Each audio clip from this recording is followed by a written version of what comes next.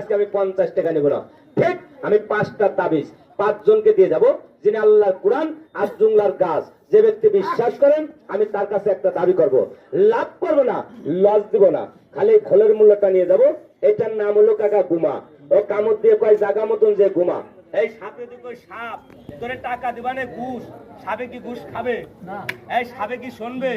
সাপে হলো বন্ধুরে, তোরে যদি অন্ধকার রাত্রে পাইতাম তোর দাম মফিস ঘুষ, মফিস ঘুষ, মফিস ঘুষ। টাকারে সাপে ঘুষ কেনা দেই? এ নাগিনি যেটা দেখার কথা এটা দেয় না, ওটা দেবে না, কামড় দিবি না। এই যে ওটা দেখে না মানে ঘুষ।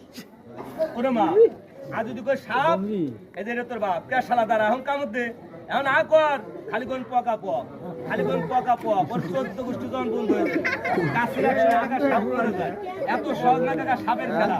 ওরে বেদির কি হইলো, কালকে সাপুরের চাকার কাছে টানে 8 বাজার এসে আমি